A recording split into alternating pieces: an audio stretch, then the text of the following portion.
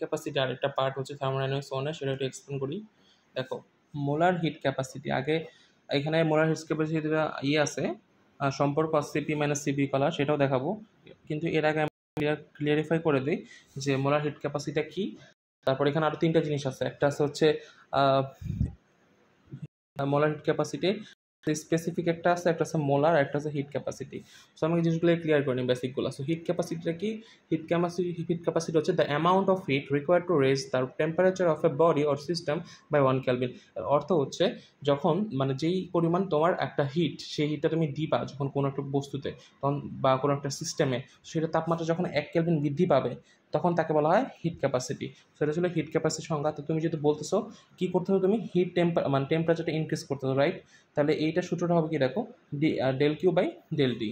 তার মানে তুমি কী করতেছো, হিট ক্যাপাসিটি সূত্রটা তাহলে কী দাঁড়ালো আমি সংখ্যা থেকে, যে সি হিট ক্যাপাসিটি সমান সমান del Q by del D. আর এটার ইউনিট কি, ডেল কিউ কি ক্যালভিন বা kelvin unit joule per kelvin. এবার হিট ক্যাপাসিটি কি বোঝাচ্ছে? মোলার হিট ক্যাপাসিটি একই জিনিস। দেখো the amount of heat capacity to required the raise the temperature of a. But এখানে দেখো পার্থক্য কি, এখানে কিন্তু বলা ছিল না যে কতটুকু তুমি মানে কতটুকু সিস্টেম বা কতটুকু বডির হিট ইনক্রিজ করতেছে। বাট এই ক্ষেত্রে মোলার যখন হিট ক্যাপাসিটি কাউন্ট করবো তখন বলে দিয়েছি যে 1 মোলে যখন ইনক্রিজ করবো তখন সেটাকে বলা হবে মোলার হিট ক্যাপাসিটি। তাহলে দেখো মোলার হিট ক্যাপাসিটি সূত্রটা কী হবে, একই D Q by del T. কিন্তু এখানে দেখো এনটা কি মোল সংখ্যা, কারণ আমরা মোলার হিট ক্যাপাসিটি বোঝাচ্ছি, ঠিক আছে? তাহলে এটা ইউনিটটা কী হবে, সহজ, উপরে জুল, নিচে কী আছে এন হচ্ছে একক মোল আর টেম্পারেচার ক্যালভিন। তো দেখো জুল পার মোল পার ক্যালভিন। এবার যে স্পেসিফিক আসছে যে এইটা জিনিসটা একই কথা। তাহলে দেখো যেখানে 1 মোল ছিল সেখানে কী হবে 1 কেজি। তাহলে দেখো সূত্রটার দিকে ফলো করো, যে del Q by del D into M. এখানে ছিল এন, এখানে ছিল এম। এম মানে কি, এখানে ওয়েটটা বোঝাচ্ছে যে তুমি 1 কেজি পরিমাণ বৃদ্ধি করতেছো। তাহলে ইউনিটটা কি পাল্টায় যাবে, তাহলে ইউনিটটা কী হবে দেখো, উপরে জুল, নিচে পার কেজি পার ক্যালভিন। যেটা ছিল hit capacity, molar heat capacity and specific hit capacity. এবার দেখো এই মোলার হিট ক্যাপাসিটিটা ভ্যারিজ করে, মানে বিভিন্ন কন্ডিশনের জন্য ভ্যালুগুলো ভ্যারি করে, সেটা একটু দেখাই। এখন ভ্যারি করলে বললাম, দেখো মোলার হিট ক্যাপাসিটি কী করলাম বললাম যে ভ্যারি করে। তো ভ্যারি করে কই থেকে কোন পর্যন্ত, -ইনফিনিটি থেকে +ইনফিনিটি পর্যন্ত জিনিসগুলো মানগুলো ভ্যারি করে। তাহলে দেখো -ইনফিনিটি লিখলাম 0 আর +ইনফিনিটি। এখন এই -ইনফিনিটি হচ্ছে কেস নাম্বার 3 জন্য, যেখানে হিট ক্যাপাসিটির অ্যান্সারটা কি আসে -ইনফিনিটি, আর 0 কেস 1 জন্য, আর প্লাস আসছে কেস 2 জন্য। এবার আমি একটু কেসগুলো আলাদা আলাদাভাবে বিশ্লেষণ করি। দেখো কেস 1 কি হয়, অ্যাডিয়াবেটিক কম্প্রেশন, রাইট? অ্যাডিয়াবেটিক মানে কি, যেখানে আর হিট এনার্জি কোনো কনস্ট্যান্ট থাকবে বা তাপের কোনো আদান প্রদান হবে না। কম্প্রেশন মানে কি, কোনো কিছু চাপানো বা ভলিউম কমানো, রাইট? এবার দেখো কি বুঝি, তাহলে আমরা বুঝলাম অ্যাডিয়াবেটিক কম্প্রেশনে কী থাকবে, কিউ কি থাকবে কনস্ট্যান্ট, তাপের কোনো আদান প্রদান হবে না। যেটা আদান প্রদান হবে না তাদের পরিবর্তন কী হবে, 0। তাহলে দেখো সূত্রটা দেখি আমরা, সি সমান সমান del Q by M into del T. দেখো এমটা কি মনে আছে, ভর, আর ডেলটি দেখো যেহেতু আমি বসি এখানে কিউটা কি কোনো পরিবর্তন হবে না, তাহলে ডেল কিউর মানটা কি 0, উপরে যদি 0 হয়ে যায় আলটিমেটলি পুরো কম্পিউটার মানটা 0। তাহলে দেখো এটা ছিল কেস 1 জন্য আমার মোলার ক্যাপাসিটি হচ্ছে 0। তাহলে দেখো আমরা বলতে পারি যে ডিউ টু হিট কম্প্রেশন, যখন তুমি হিট কম্প্রেস করতেছো there is some increase in temperature, তখন কী হবে, টেম্পারেচারটা শুধু ইনক্রিজ হবে even though no hit is supplied. তার মানে তুমি কোনো কিছু হিট দিচ্ছ না, বাট মনে করো তোমার একটা বস্তু আছে, তুমি সেটা চাপ দিচ্ছ, সেই চাপ দেওয়ার সময় কী করলাম, ভলিউমটা কমায় ফেললাম, কম্প্রেস করলাম, যার ফলে কী হবে, তুমি বাইরে থেকে হিট না দিলেও বস্তুটা গরম হয়ে যাবে। কেন গরম হবে, দেখো যখন তুমি গ্যাস কণাগুলো এইভাবে থাকবে খোলাখুলি, মনে করো জায়গা স্পেস বেশি তাদের মধ্যবর্তী, বাট তুমি কম্প্রেস করে ফেলে দেখো জিনিসগুলো ছোটো একটা জায়গায় চলে আসলো না আবদ্ধ হয়ে। এখন দেখো কোনো জিনিস ছোটো থাকলে কি মারামারি বেশি করবে, এতে মাঝখানে দূরত্ব বেশি ছিল তো বেশি কাছাকাছি ছিল না, বাট যখন জিনিসগুলো কাছাকাছি চলে আসবে তখন আমাদের ঘর্ষণ বেশি হবে, যার ফলে কি হিটটা বেশি তৈরি হবে, টেম্পারেচারটা ইনক্রিজ হয়ে যাবে। তাহলে দেখো তো যদিও তুমি কোনো হিট দিচ্ছ না, বাট টেম্পারেচারটা কী হবে, রাইজ হবে। কেন রাইজ হবে, কারণ তুমি কম্প্রেস করতেছো, মানে জিনিসটা ছোটো করতেছো। আচ্ছা, এবার আইসোথার্মাল প্রসেসে আসি। আইসোথার্মাল এক্সপানশনে কী হয় দেখি। এক্ষেত্রে কেস 2 হচ্ছে টেম্পারেচার থাকবে হচ্ছে কনস্ট্যান্ট। আইসোথার্মাল মানে কি, সমউষ্ণ প্রক্রিয়া। এক্সপানশন মানে কি, বৃদ্ধি করা। ওকে, লাইক যখন টি কনস্ট্যান্ট থাকবে তখন তো কী হয়, বলতেছিলাম আইসোথার্মাল কম্প্রেশনে এক্সপানশনে কী হবে, মানে তুমি সমউষ্ণ রাখবো বাট তাপ মানে তুমি তাপটা টেম্পারেচারটা কনস্ট্যান্ট রাখছো, ঠিক আছে? বাট এক্সপানশন মানে কি, তুমি ভলিউমটা বাড়তেছে, রাইট? তাহলে দেখো টি কনস্ট্যান্ট আর চেঞ্জটা হচ্ছে 0। তাহলে যখন তুমি এই ক্ষেত্রে হিট ক্যাপাসিটি বের করবো, সূত্রটা দেওয়া আছে তাই লিখবে, কিন্তু দেখো এক্ষেত্রে এই টি এর মানটা কী হয়ে যাবে 0, তাই না? তার মানে নিচেটা পুরো কী দেবে 0। তাহলে ডেল কিউ বাই 0। তাহলে দেখো আমরা বলতে পারি যে সামথিং বাই 0 মানে কি ইনফিনিটি, যেহেতু এখানে প্লাস ছিল তাহলে এটাও কি প্লাস ইনফিনিটি। আর এখানে একটা জিনিস খেয়াল করো যে আমরা টেম্পারেচারটাকে কী রাখছি এখানে কনস্ট্যান্ট।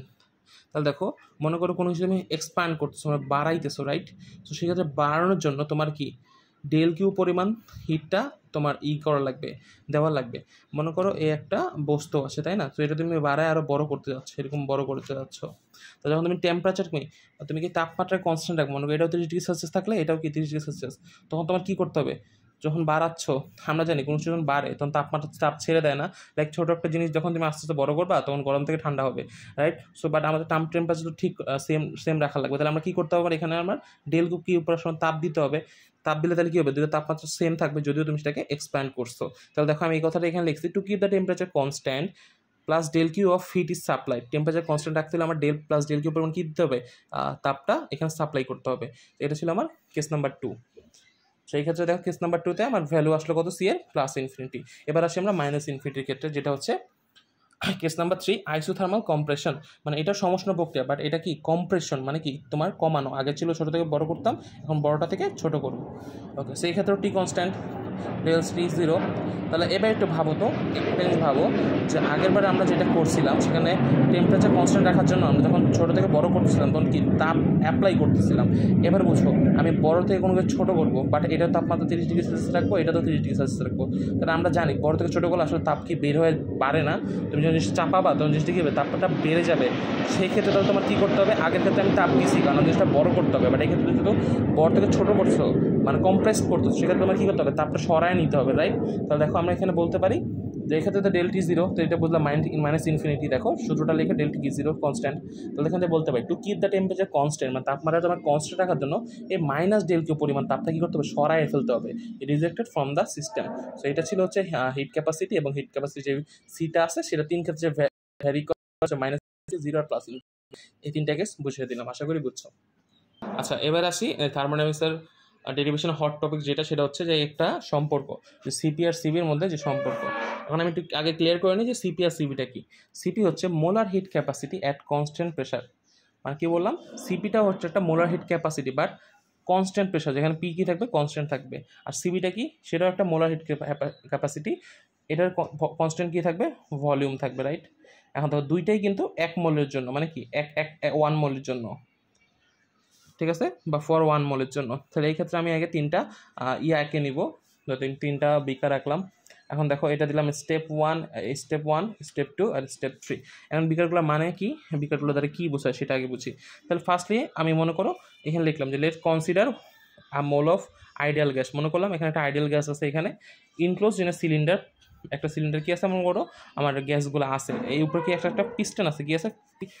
Frictionless piston. ওকে, তো যার এরিয়া, মানে এই পিস্টনের যে একটা ক্ষেত্রফল আছে সেটাকে আমরা ধরলাম হচ্ছে এ, রাইট? এবার দেখো আমরা ধরলাম পিভিটি, প্রেশার, ভলিউম অ্যান্ড টি। এগুলো কি? প্রেশার, ভলিউম অ্যান্ড টি। আচ্ছা, সো আমরা ধরে নিলাম। তাহলে এখন দেখো সিবি অর্থ কি বললাম? যে molar heat capacity at constant volume. আচ্ছা, এটা বোঝানোর আগে আমি এটাকে 3টা বিকার কি এগুলো একটু ঠিক করে নিই, আগে বুঝি। তো এটা ছিল আমার সাধারণ অবস্থা, রাইট? আমি কিছুই করি নাই। এখানে প্রেশারই আছে, ভলিউম আছে, টেম্পারেচার আছে।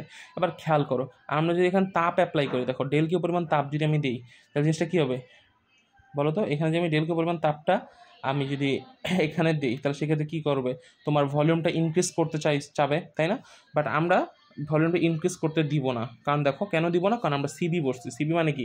Molar heat capacity at constant volume. তো আমরা তাপ দিব, কিন্তু আমরা ভলিউমটা বাড়তে দিব না, মানে এখানে আসতে দিব না, এখান থেকে এখানে আসতে দিব না। তাহলে এখন দেখো তুমি যে কোনো যদি তাপ দাও সেটা অবশ্যই বাড়বে। সেই তাপটা তাহলে তোমাকে যদি আটকায় রাখতে হয় ভলিউমটা, অবশ্যই একটা ওয়েট দিতে হবে। তাহলে আমরা কী করবো? যে একটা ভর তুমি যদি অ্যাপ্লাই করো তাহলে জিনিসটা ভালো হয়। তাহলে জিনিসটা যখন একটা ভর দিবা তখন তাপ দিলেও কিন্তু সেটা বাড়তে পারবে না, কারণ সেই ভরটার কারণে সে নিচে দাবে পড়ে যাবে, ঠিক আছে? তো সেক্ষেত্রে ভরটা কী থাকলো? ভরই থাকলো, মানে ভলিউমই থাকলো। বাট খেয়াল করো তুমি তো তাপ দিচ্ছ, তাই না? তো তাপ দিলে কী হবে? প্রেশার ইনক্রিজ হবে। আমরা জানি কোনো কিছু তাপ দাও তাহলে তার প্রেশার ইনক্রিজ হয়, রাইট? তাপ দিলে কী হয়? কণাগুলো দৌড়াদৌড়ি করে, যার ফলে নিজেদের মধ্যে সংঘর্ষ বৃদ্ধি হয়, যার ফলে চাপটা বৃদ্ধি পায়। তাহলে দেখো ডিপি প্লাস ডিপি হয়ে গেল। আবার দেখো টেম্পারেচার কী হবে? বৃদ্ধি পাবে, তাই না? তুমি যদি বাড়তে দিচ্ছ না, বাড়তে না দিলে তোর হিটটা, তাপমাত্রাটা ছড়াইতে পারতেছে না, এক জায়গার মধ্যে আবদ্ধ, সেক্ষেত্রে কীটা বৃদ্ধি হবে? টেম্পারেচারটা বৃদ্ধি হবে, ঠিক আছে? তাহলে দেখো আমরা যে সিবি যেহেতু ভলিউম কনস্ট্যান্ট, এটা ভলিউম কনস্ট্যান্ট রাখলাম, দেখো ভলিউমটা কি? কনস্ট্যান্ট, তাহলে পরিবর্তন কি হবে? 0। আমি সূত্রটা লিখলাম সিবি সমান কি? ডিকিউ বাই 1 মোল। কেন লিখছি? কারণ আমি বলে দিয়েছিলাম যে 1 মোলের জন্য সিপি। তাহলে দেখো 1 মোল ডিটি। তাহলে দেখো আমি যখন ডিকিউটা এই পাশে রাখি, এক পাশে রেখে বাকিগুলো এই পাশে পাঠিয়ে দিই, তাহলে 1 ইন্টু সিবিডিটি মানে সিবিডিটি। এটা দাও সমীকরণ নাম্বার 1। এবার দেখো আমরা ফার্স্ট ল অফ থার্মোডাইনামিক্সে পড়ছি যে ডিকিউ সমান ডিইউ প্লাস ডিডাব্লিউ। এবার তাকাও এক্ষেত্রে দেখো আমরা ডিকিউ তো ডিউ এখন আমরা ডিডাব্লিউ সমান কি পিডিবি জানি, তো পিডিবি বসালাম। আর যেহেতু সিভি ভলিউম কনস্ট্যান্ট, তাহলে এদিকে ডিভির মানটা কি 0, তাহলে এই পুরো মানটা কি হয়ে যাবে 0। তো আলটিমেটলি কি দাঁড়াচ্ছে শুধু যে ডিকিউ সমান সমান ডিইউ। আমরা বলতে পারি যে আমরা যে পরিমাণ হিট দিব সেটা আমার ইন্টারনাল এনার্জির সমান। তাহলে আমি যখন যদি এই সমীকরণটা 1 নাম্বারটা আর এই 2 নাম্বারটা কম্পেয়ার করি, তাহলে এই পাশে ডিকিউ এই পাশে ডিকিউ, তাহলে আমি ডাইরেক্ট বলতে পারি যে এটা বাম পাশ যদি সমান হয় তাহলে ডান পাশ কী হবে সমান হবে। তাহলে আমি বলতে পারি যে ডিইউ সমান সমান সিভিডিটি। তাহলে আমি যদি কম্পেয়ার করবো দুইটা, তাহলে আমি কী লিখতে পারি যে ডিইউ এর যে ভ্যালুটা সেটা কি সিভিডিটি। এবার দেখো আমি যদি খেয়াল করি এবার আসি আমরা molar head capacity constant pressure, যেখানে পিটা কি প্রেশারটা কি থাকবে কনস্ট্যান্ট থাকবে। আমি যদি আবার চিত্রটা আসতে চাই তাহলে দেখো এটা তার মানে ছিল সিবির জন্য, তাই না, কারণ এটা হচ্ছে সিপির জন্য। কারণ এই ক্ষেত্রে দেখো তুমি কী করবা, সিপি মানে কি তোমার প্রেশারটা বাড়তে দেওয়া যাবে না, প্রেশার কী থাকতে হবে কনস্ট্যান্ট। এক্ষেত্রে তুমি ভলিউম বাড়াইতে পারো। তাহলে দেখো প্রেশারটা কী থাকলো এখানে পি থাকলো, কিন্তু ভলিউমটা দেখো তো এক্সপ্যান্ড করছে না। তাহলে দেখো এখান থেকে এখানে ছিল ভলিউমটা, এখানে এইটুক বেড়ে গেছে, তাহলে এখানে ভলিউমটা চেঞ্জ হয়ে গেছে। ভলিউম চেঞ্জ হলে টেম্পারেচার চেঞ্জ হয়ে যাবে। ঠিক আছে, এবার আমি আসি কীভাবে ডেরিভেশন করছি। তো সেম সূত্রটা আমি এখানে লিখলাম যে সিপি সমান সমান ডিকিউ প্রাইম কেন দিলাম এটা একটু বলতেছি। এখন দেখো ডিকিউ প্রাইম মানে কি, এখানে তুমি তাপটা অ্যাপ্লাই করতেছো, রাইট। সেই ক্ষেত্রে যখন তুমি করবা মানে প্রেশারটা কনস্ট্যান্ট রাখবা, যখন তুমি তাপটা দিবা যার ফলে কি ইনক্রিজ হবে না, তো অন্যরকম একটা তাপ আসবে না ডিকিউ প্রাইম। তো আমরা এই পার্টনারটা কি সেম না, ঠিক আছে, দুইটা আলাদা আলাদা ডিকিউ পরিমাণ হিট দিতে হবে। যখন তাহলে হিট দিচ্ছে তাহলে দেখো ডিকিউ প্রাইম সমান কি আসতেছে একইভাবে ডান বাম করে এইভাবে আসলাম। তাহলে আবার আমরা যদি ফার্স্ট ল থার্মোডাইনামিক সূত্র যাই তাহলে কি জানি আমরা ডিকিউ প্রাইম সমান সমান ডিইউ প্লাস ডিডাব্লিউ। এখন ডিকিউ প্রাইম মানটা বসায় দাও, তো এটা হচ্ছে ডিকিউ প্রাইমের মান, আর এই তো এখানে হচ্ছে ডিইউ এর মান। তাহলে দেখো ডিকিউ প্রাইম সমান সমান সিপিডিটি লিখলাম, আর এখানে ডিইউ এর জায়গায় কী লিখলাম সিভিডিটি, আর ডিডাব্লিউ সূত্র আমরা কি জানি পিডিভি। এবার দেখো এই পর্যন্ত আসার পরে আমরা কী করছি খেয়াল করো, সিপিডিটা আছে, পিডিভিটাকে আমরা আরডিটিকে কেমন আছে এটা একটু বলি। দেখো আমার কি আছে আমরা জানি পিভি সমান সমান আমরা কি জানি এনআরটি বা আরটি একটা বললেই হয়। 1 মোলের জন্য যদি করো তাহলে শুধু আরটি এন মান 1 হয়ে যায়। আর ওই পাশে তুমি ডিডিএক্স করো, ওকে ওই পাশে তুমি যদি ডিডিএক্স করো তাহলে কি হয় দেখো পিটা বাইরে থাকলো ভিটা হয়ে গেল ডিভি, তাহলে পিডিভি সমান সমান আর ডিটি। ওই পাশেগুলো ডিফারেন্সিয়েট করলাম, তাহলে পিডিবি সমান কী হয়ে গেলো আর ডিটি। তাহলে দেখো আমি এখন পিডিবি জায়গায় কী লিখলাম আর ডিটি। তাহলে এখন ওই পাশে ডিডি এই পাশে ডিটি কমন নয়, ডিটি দুটো মিলে একটা কমন, তো সবগুলো ডিটি কী যায় কাটাকাটি যায়, তা থাকলে শুধু সিপি সমান সমান সিবি প্লাস আর। তাহলে আমরা যদি এক পাশে আনি তাহলে সিপি মাইনাস সিবি ইকুয়াল আর। সো এটাই হচ্ছে আমার সিপি আর সিবির রিলেশন। এখানে আরটা কি, আর হচ্ছে ইউনিভার্সাল গ্যাস কনস্ট্যান্ট বা মোলার গ্যাস ধ্রুবক। ঠিক আছে, তো এই মানটা মুখস্থ রাখতে হবে 8.31 joule per KG per kelvin maybe. Okay, so এটা ছিল হচ্ছে আমার ডেরিভেশন থার্মোডাইনামিক্স 1-এ।